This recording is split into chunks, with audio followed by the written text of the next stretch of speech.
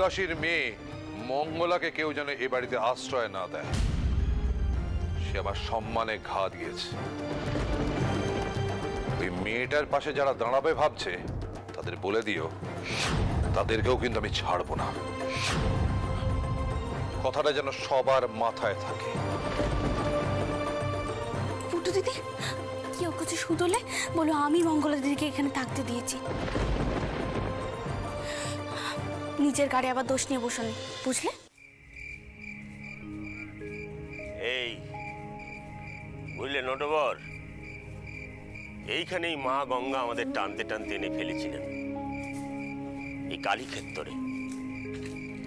বন্যায় ভাসতে ভাসতে এই আদি গঙ্গার পাড়ে এই কালীক্ষেত্রে মাই আমাদের টেনে এনেছিলেন। বলা ভালো রক্ষে করেছিলেন, নইলে তো আমাদের মরে যাওয়ারই কথা ছিল। কি বলো নটবর?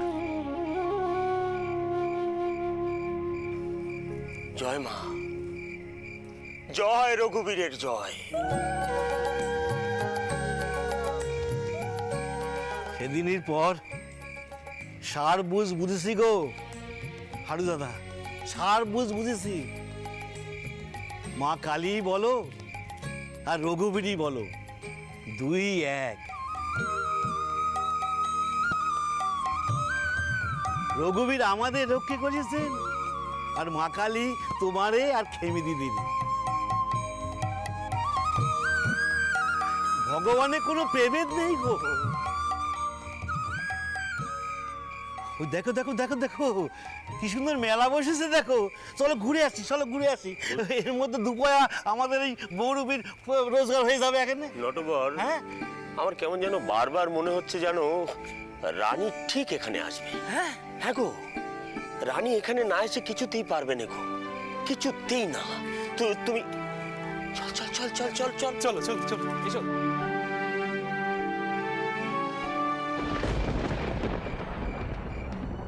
আমি শুধুমাত্র তোমার কথা ভেবে নিজের বিশ্বাসের বিরুদ্ধে গিয়ে তোমাকে কালীঘাট নিয়ে যাচ্ছি, আর তুমি বাবা মশাইয়ের কথা অমান্য করলে। আপনি আমার ভুল বুঝবেন না, আমি ভেবেছিলাম। তুমি যাই ভাবো না কেন, বাড়ির লোকজন কিন্তু ভাববে তুমি বাবা মশাইয়ের কথা অমান্য করেছো। আপনি আপনি আমাকে বিশ্বাস করুন, বাবা মশাইয়ের কথা অমান্য করবো তেমন দুঃসাহস আমার নেই।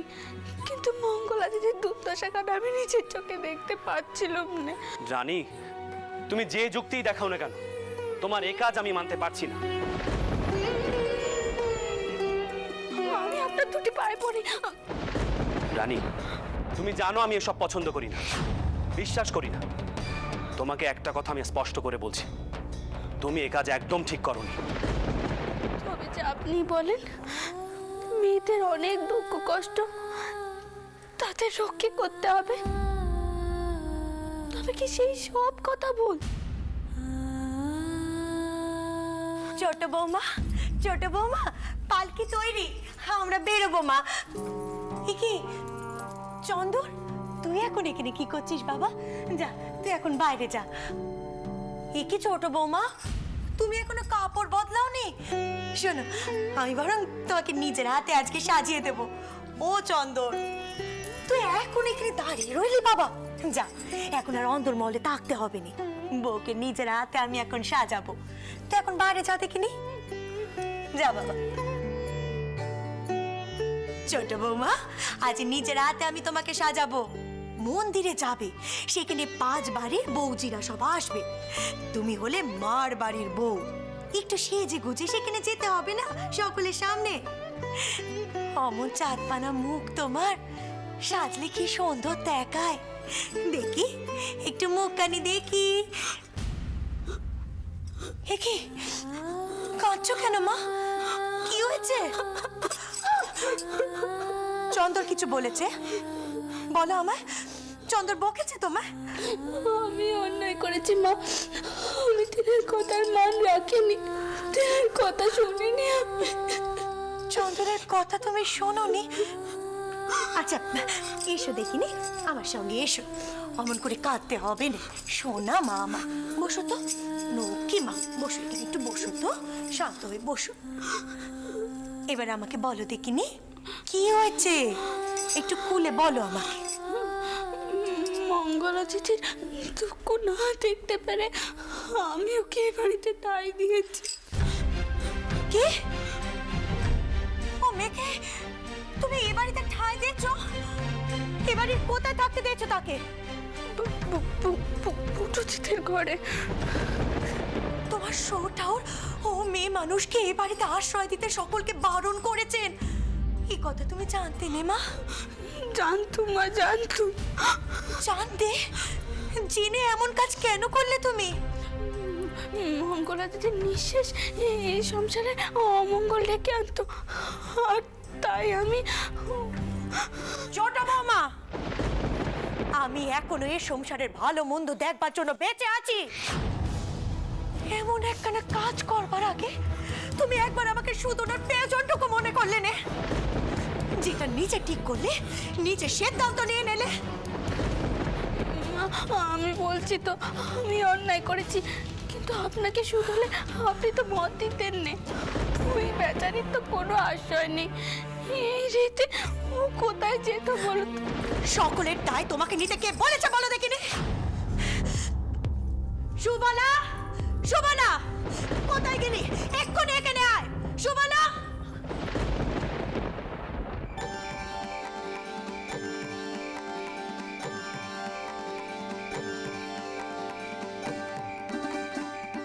প্রণাম বাবা।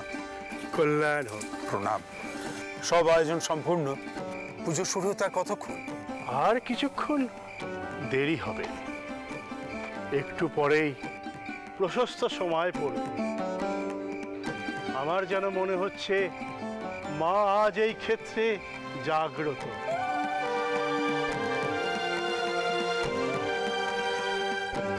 তিনি যেন স্বর্গ থেকে নেমে এসেছেন এই ধরাধামে। তিনি ওই বিগ্রহের মাঝে বিরাজ করছেন সূক্ষ্ম রূপে। কিন্তু বাবা, সমাজের অনেকেই তো এখনো সেটা মানতে চাইছেন না। তার উপর আছেন রামমোহন রায়, তার নাম শুনেছেন? হ্যাঁ, তা শুনেছি বই কি বাবা রাজীব লোচন। তিনি বড় মাপের মানুষ। তিনি আপনার কথা শুনলে কি বলতেন বলুন তো? কি আর বলতেন? বলতেন যে মা স্বর্গ থেকে নেমে আসেন কি করে। বলতেন পুতুলের মাঝে মা আটকে থাকেন কি করে। এই তো।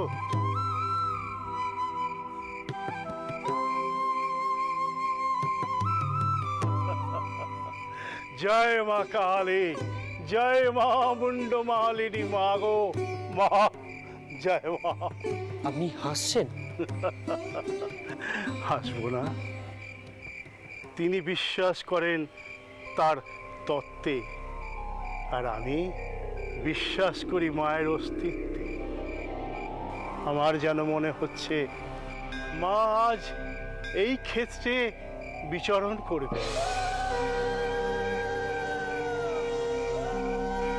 কিন্তু কি রূপে বিচরণ করবেন তা দেখার জন্য বড় ইচ্ছে করছে।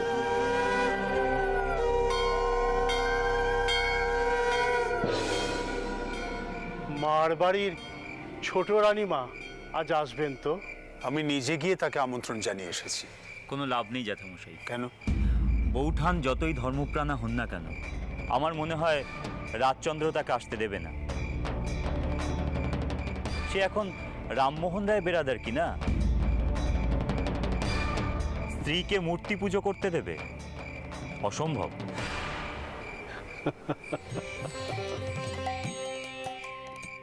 মা বেটি যদি কাউকে টানেন, কার সাধ্যি আছে তার ডাককে অস্বীকার করে। একবার মনের তন্ত্রীতে টান পড়লে তাকে তো আসতে হবেই। জয় মা কালী, জয় মা কালী, জয় মা মুন্ড মালিনী, মা গো।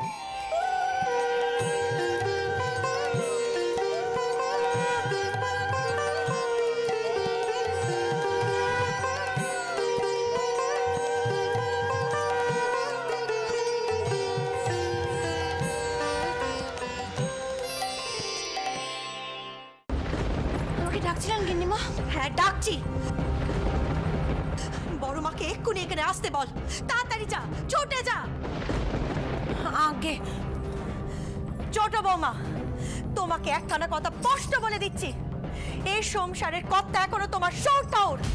তেনার কথাতে এই সংসার চলে, তেনার কথার অমান্য আমরা কেউ করি না। আর তুমি তেনার কথার অমান্য করলে। না না মা, বিশ্বাস করুন, আমি মঙ্গলাতিথির বিপদের কথা ভেবেই তাকে আশ্রয় দিয়েছি এ বাড়িতে। আর এখানে তো কত মানুষ আশ্রিত আছে। ছোট বৌমা, এখানে যারা আশ্রিত আছেন তেনারা তোমার সৌঠাউরের অনুমতিতে আশ্রিত আছেন। আর তোমার সৌঠাউর ও মেয়ে মানুষকে এ বাড়িতে আশ্রয় দিতে বারবার বারণ করেছেন। তারপরেও ও মেয়ে মানুষ এই বাড়িতে আশ্রয় পেয়েছে শুনলে উনি উনি অনন্ত বাঁধাবেন। কি বলছিস যোগী? নীলুদাসীর মেয়ে এ বাড়িতে আছে? বড় মা, দেখো না, ছোট বউ মেয়ে মানুষকে এ বাড়িতে আশ্রয় দিয়েছে, এখন কি হবে বলো দেখিনি? তুমি তো জানো বড় মা, কর্তা বারবার বলেছেন ও মেয়ে মানুষকে এ বাড়ির কেউ যেন আশ্রয় না দেয়। এখন যদি উনি জানতে পারেন ছোট বউ ওনার অনুমতি ছাড়াই ও মেয়ে মানুষকে এ বাড়িতে ঠাঁই দিয়েছে, উনি যে কুরুক্ষেত্র বাঁধাবেন। ছোট বৌমার সাহস দেখছি দিন দিন বেড়েই চলেছে। ছোট বৌমা এমন একখানা কাণ্ডি করলো, আমি যে এখন কি করে সামাল দেব আমি তো কিছু বুঝতে পারছি না। বড় মা, তুমি তো জানো কর্তা ভালো থাকলে ভালো, কিন্তু রেগে গেলে ওরে বাবা, আমার যে খুব ভয় করছে।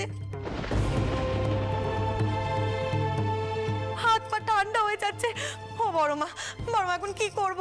তুমি এখন বলে দাও আমি কি করব এখন। সুবালা, ভালো করে মন দিয়ে কথা কানা শোন। চুপ করে যাবি, যেখানে আছে সেখান থেকে টেনে বাড়ির বাইরে বার করে দিয়ে আসবি। কাক পক্ষীতেও যেন টেন না পায়। আগে কর্তা মা। না না ভুল ঠাকমা, তুমি ওকে বের করে দিও না। ভুল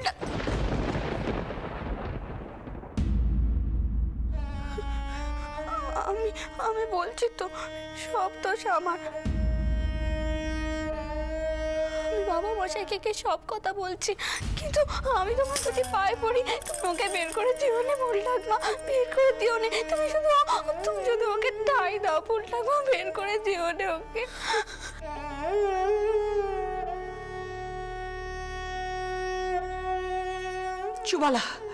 সুবালা, একটা কাজ কর দেখিনি। একটু পরে সবাই কালীঘাটে যাবে, ওই মেয়েকে ঝি সাজিয়ে তাদের সঙ্গে পাঠিয়ে দে, ওখানেই রেখে আসবি। থাক তীর্থক্ষেত্রে ভিক্ষে করে খাক। না না ভুল ঠাকমা, এ হতে পারে না। ও তো আর জোর করে এখানে থাকছে না, আমি ওকে এখানে ঠাই দিয়েছি। সাজা পেলে আমি পাবো, আর কাউকে যদি বাড়ির থেকে বের করে দেওয়া হয় তবে আমাকে বের করে দেওয়া হোক। আমি এক্ষুনি যাবো বাবা মশাইয়ের কাছে, কি সব কথা বলছে আমি বাবা মশাইকে।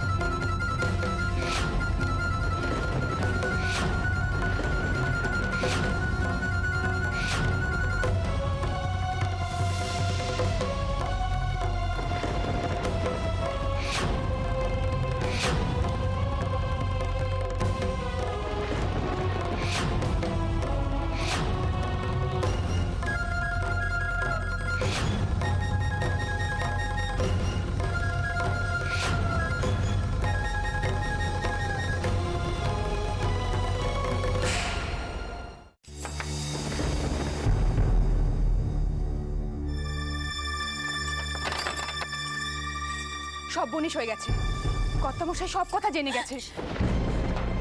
আজ বৌরানীর কপালে দুঃখ আছে। এই সব হয়েছে তোমার জন্য। কি লাভ হলো বলো তো কর্তামশাইকে ওভাবে অপমান করে? হাতে পায়ে ধরলে তাও নয় কোনো একটা ব্যবস্থা করা যেত। তা না, গেছিলে দেমাগ দেখাতে। এবার নিজেও মরবে, মেয়েটাকেও বিপদে ফেলবে। ও দিদি, দিদি গো, বলি খুব গোল বেঁধেছে না? আমার তো তখন মাথা ঠিক ছিল না। বৌরানী দয়া না করলে। এটাই তো বউয়ের সমস্যা, তার দয়ার শরীর, কাউয়ের দুঃখ সে দেখতে পায়নি, তার জন্য তাকে কত কথা শুনতে হয়। আজ তোমার জন্যও হবে। দাঁড়াও দিদি, আমি এক্ষুনি যাচ্ছি। হ্যাঁ, এই শোনো শোনো শোনো, কোথায় যাচ্ছ তুমি? হ্যাঁ, যাচ্ছটা কোথায়? কেন? আমি গিয়ে কইব? বলি বৌরানীকে কথা শুনে কি হবে শুনি? ওরা বৌনক মানুষ বলে যা ইচ্ছে তাই করবে? বলি শাক দিয়ে মাছ রাখা যায়? বলি ধমে সইবে তাদের? হ্যাঁ, এই কথাগুলো তুমি বলবে? হ্যাঁ হ্যাঁ, আমি গিয়ে কইব। এই শোনো, গিন্নিমার মতো বড় ঘরের মেয়েও না কর্তামশাইয়ের মুখের ওপর রাগ কাটতে সাহস পায়নি। আর তুমি এই কথাগুলো তাকে কইবে? এই মেয়ে, তোমার কি মরণ পাকনা গজিয়েছে নাকি?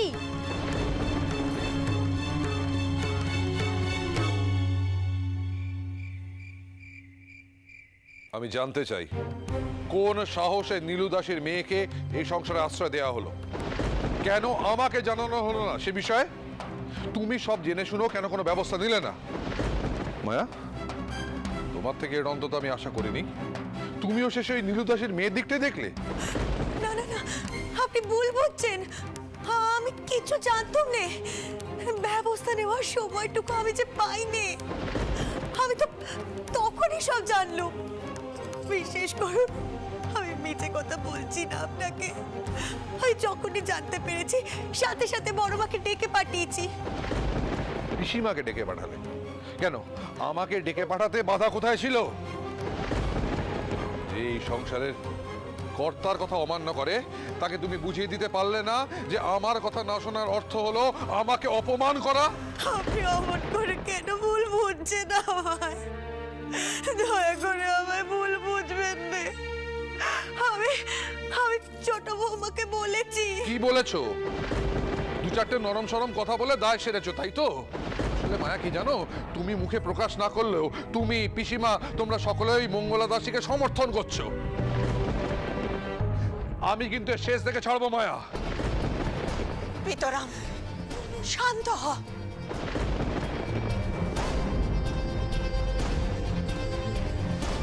মানছি কাজটা ঠিক হয়নি, কিন্তু যোগী তো কোনো অন্যায় করেনি, ওকে কেন দুষছিস? কাঁদ কাঁদ, আরো কাঁদ যুগি, আরো কাঁদ। হ্যাঁ, পিতরম তো ঠিক কথাই কয়েছে। তুই সেদিন ওই বড় গিনির পাল্লায় পড়ে স্বামীর বিরুদ্ধে কথা কয়েছিলি। এখনো পর্যন্ত সেই চিন্তা মনের মধ্যে গেঁথে রেখেছিস? এত বড় অপমান তুই মুখ বুঝে মেনে নিলি কি করে বল দেখি? কোন আকলে বউকে ছেড়ে দিলি? এই অন্যায়ের জন্য পারলি না এই বউয়ের মাথাটা দেয়ালে ঠুকে দিতে?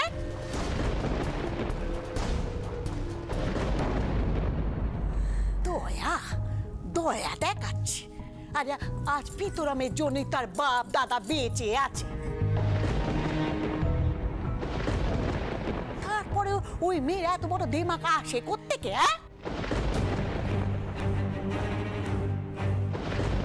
ছি ছি ছি ছি ছি, কি অশরীর কাণ্ডে! ছোট, কেন পিতরামকে উত্তেজিত করছিস? উত্তেজিত হব না পিসিমা? এত বড় অপমানের পরে উত্তেজিত হব না? পিসিমা, আমার পায়ের তলা থেকে জমি সরে যাচ্ছে।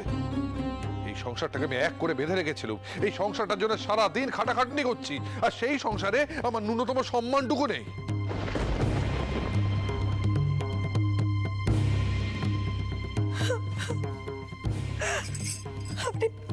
আপনি দয়া করে এমন কথা কইবেন না।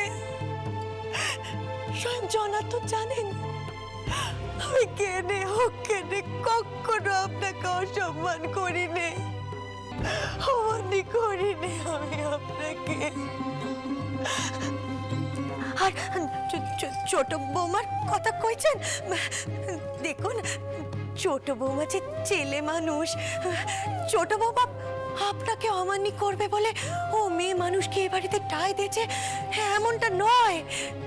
ছোট বৌমার মন যে বড় নরম, ও মেয়ের কষ্ট দেখে ছোট বৌমার মন গলে গেছে। কিন্তু ছোট বৌমা আপনাকে কখনো অমান্য করেনি। ছোট বৌমা আজ যাই করুক, আমি খুব ভালো করে জানি ছোট বৌমা আপনাকে দেবতার মতো ভক্তি চেষ্টা করে।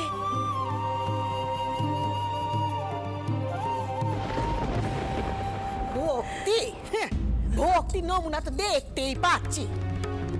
আজ ওই বউকে আমি শায়েস্তা না করা পর্যন্ত চন্দন কই? চন্দন,